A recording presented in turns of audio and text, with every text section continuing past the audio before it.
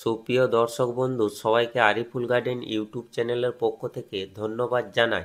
গাঁদা ফুল চাষ সম্পর্কে আপনাদের কিছু খুঁটিনাটি বিষয় বলবো আমি এই ভিডিওটিতে। আপনারা ভিডিওটা মনোযোগ সহকারে দেখতে থাকুন শেষ অবধি। যদি ভালো লাগে অবশ্যই একটা লাইক, চ্যানেলকে সাবস্ক্রাইব করে রাখবেন।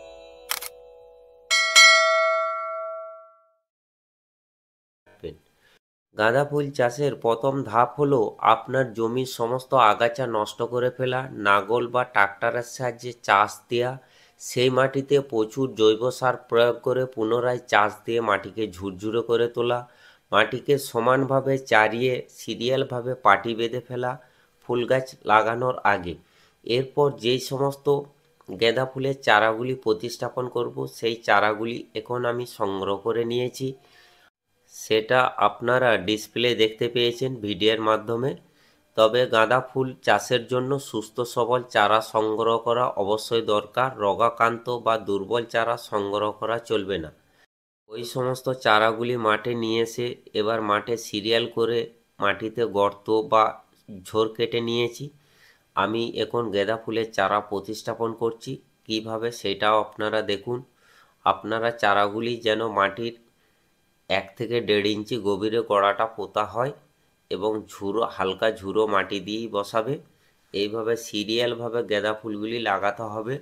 আপনারা চাইলে 1 ফুট কিংবা 1 ফুটের থেকেও কম 10 ইঞ্চি এরকম ছাড়া ছাড়া গাঁদা গাছগুলি প্রতিস্থাপন করবেন। এই পদ্ধতিতে আমার সমস্ত গাঁদা ফুলের চারা গাছগুলি মাঠের মধ্যে বসানো কমপ্লিট হয়ে গেছে। জল দিয়ে দিয়েছি।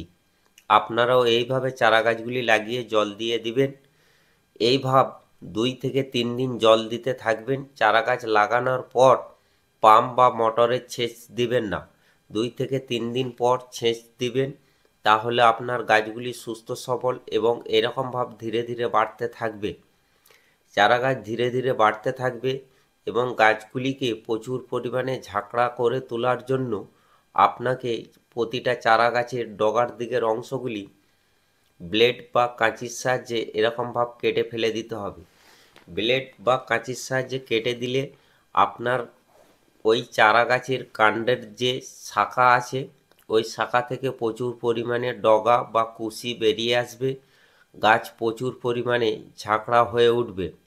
প্রতিটা চারা গাছের ডগা কেটে দেওয়ার পর গাছের গোড়ায় যে আগাছাগুলি জন্মেছে ওই আগাছাগুলি তুলে ফেলতে হবে।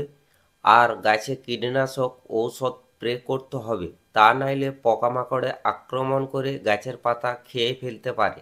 গাঁদা গাছে বিশেষ করে লেদা পোকা বা গোড়ে পোকা আক্রমণ বেশি করে।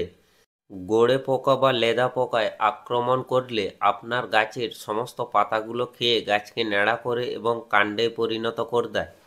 তাহলে আপনার গাঁদা গাছগুলি সমস্ত নষ্ট হয়ে যেতে পারে। সেই জন্য আপনারা গোড়ে পোকা বা লেদা পোকা মারার যে কোনো ঔষধ স্প্রে করুন। আমি আপনাদের ডিসপ্লে দেখিয়ে দিয়েছি, এদের মধ্যে যে কোনো ঔষধ আপনারা ব্যবহার করতে পারেন। গাঁদা গাছের ডগাগুলি কাটিং করার পরে এবং ঔষধ দেওয়ার পরে আপনাকে রাসায়নিক সার প্রয়োগ করতে হবে, ডিএপি। এখন আমি এই সমস্ত চারা গাছগুলি ডিএপি সার প্রয়োগ করব। ডিএপি সার প্রয়োগ করার পর পাম্প বা মোটরের সাহায্যে সেচ দিয়ে দেব। 10 থেকে 15 দিন পর এবার দেখুন গাছগুলি কত বড় হয়ে গেছে এবং প্রচুর পরিমাণে ঝাঁকড়া হয়েছে ডগাগুলি কেটে দেওয়ার কারণে। আপনারাও এই পদ্ধতিতে গাঁদা ফুল চাষ করতে পারেন এবং খুবই লাভবান হবেন। যে সকল ফুলপ্রেমিক বন্ধুরা গাঁদা ফুল চাষ করে এবং সেই সমস্ত ফুল মালা গেঁথে বিক্রি করেন তাদের জন্য এই ভিডিওটা খুবই বিশেষ এবং গুরুত্বপূর্ণভাবে কাজে লাগবে। আপনারা রাসায়নিক সার ডিএপি 15 থেকে 20 দিন অন্তর অন্তর গাছে প্রয়োগ করতে থাকুন পরিমাণ মতো। আর 7 থেকে 8 দিন পর পর পাম্প বা মোটরের সাহায্যে সেচ দিন। তাহলে আপনার গাছগুলি খুবই গ্রোথ হবে এবং প্রচুর পরিমাণে ঝাঁকড়া হয়ে উঠবে। সেই সাথে গাছের গোড়ায় আবারও যদি আগাছা বা ঘাস জন্মায় সেগুলোকে তুলে ফেলতে হবে। গাছে ধাসার বা ফাঙ্গাস লাগার হাত থেকে বাঁচানোর জন্য ডিসপ্লে দেখানোর মধ্যে যে কোনো একটা ঔষধ গাছে স্প্রে করুন। আর গাছে যদি আবারও পুনরায় এরকম পোকামাকড়ের আক্রমণ লাগে তাহলে যেই সমস্ত ঔষধ আপনাদের দেখালাম ওই ঔষধগুলি স্প্রে করুন। স্প্রে করার সময় হচ্ছে সন্ধ্যার দিকে, সকালের দিকে বা দুপুরের দিকে স্প্রে করবেন না, তাহলে আপনার কাজ হবে না এবং পোকা দমন হবে না। গাঁদা গাছে প্রচুর পরিমাণে এবং খুবই শীঘ্রই তাড়াতাড়ি যদি আপনারা ফুল পেতে চান তাহলে ভিটামিন ঔষধ হিসাবে মিরাকুলাম বা ফাইটোজেন স্প্রে করুন। গাছের খাবার হিসাবে জৈব সার সরিষা খোল প্রয়োগ করুন। তার সাথে সাথে আপনারা ভার্মি কম্পোস্ট দিতে পারেন। তাহলে এরকম ভাব প্রতিটা গাছের ডগায় প্রচুর পরিমাণে কুঁড়ি আসবে। যেটা ভিডিওয়ে দেখতে পেয়েছেন, এখন আমার গাছগুলো প্রচুর গ্রোথ, ঝাঁকড়া, কুঁড়ি এসেছে। কিছু কেমন গাছে দেখুন প্রচুর পরিমাণে ফুল ফুটেছে। এই পদ্ধতিতে গাঁদা ফুল চাষ করুন, আপনার খরচা খুবই কম হবে, গাছ সুস্থ সবল থাকবে। যেরকমটা আপনাদেরকে আমি ভিডিওতে দেখালাম বা বোঝালাম। এই ভিডিওতে আপনারা দেখতে পেয়েছেন দুই ধরনের গাঁদা ফুলের গাছ আছে, একটা হচ্ছে অরেঞ্জ আর দ্বিতীয়টা হচ্ছে হলুদ।